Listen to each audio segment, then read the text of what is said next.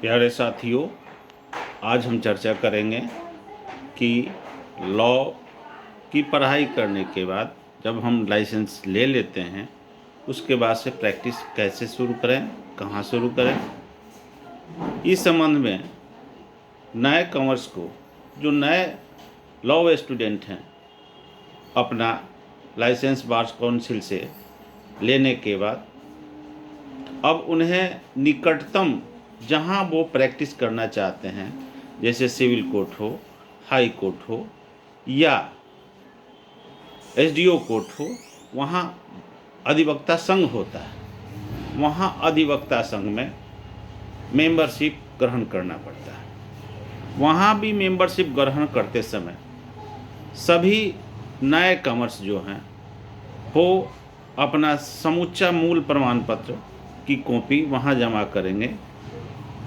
और पुनः उसका फोटो स्टेट कॉपी भी जमा करेंगे, जो बार एसोसिएशन द्वारा फोटो कॉपी रख लिया जाएगा। यहाँ तक कि बार काउंसिल से मिला हुआ लाइसेंस का भी कॉपी वहाँ जमा करना पड़ता है। और उसके बाद से कुछ वहाँ भी शुल्क आपको, जो बार काउंसिल के अनुसार निर्धारित की गई है, जो अधिवक्ता संघ के द्वारा निर्धारित की गई है, वहाँ शुल्क जमा करना होता है। कुछ ऐसे भी नए लॉयर्स हैं जो लाइफ टाइम मेंबर्स बन जाते हैं। कुछ हैं कि मंथली बेस पर अपना सब्सक्रिप्शन जमा करते रहते हैं। ये सब जो सब्सक्रिप्शन होता है उस अधिवक्ता संघ का लाइब्रेरी पर, वहाँ रहने वाले प्यून पर व मेंटेनेंस पर खर्च होता है और उनको बैठने की सुविधा मिलती है। इसके बाद से ज़रूरत पड़ता है तो कोर्ट में किताब की ज़रूरत पड़ती है तो कोर्ट में वहाँ उपलब्ध हो जाता है, उसका अपना लाइब्रेरी होता है।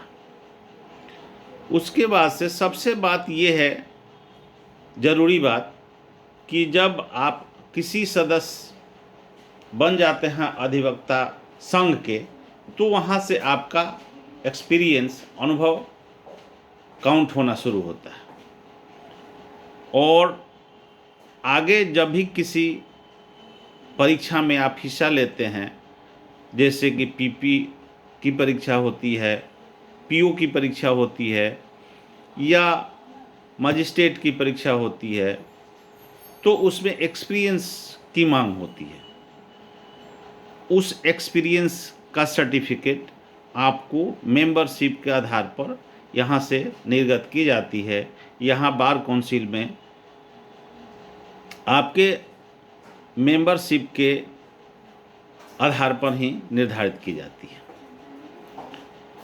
अब लाइसेंस लेने के बाद आप वकील बन गए, आपको फ़िलहाल किसी सीनियर लॉयर के साथ टैग हो करके उसके साथ काम करना होता है। शुरुआती दौर में पढ़ कर आने से तुरंत आप सभी बातों के जानकार नहीं होंगे। ऐसी परिस्थिति में बेसिक नॉलेज ज़रूरी है, जिसमें आपको किसी ऑफिस से जुड़ कर रहना पड़ता है। जब वहाँ आप रहेंगे तो आप सीखेंगे कि कंसल्टेशन कैसे होता है, क्लाइंट से कैसे बात की जाती है, किसी केस में कैसे डिस्कशन होता है। ये बेसिक बात है।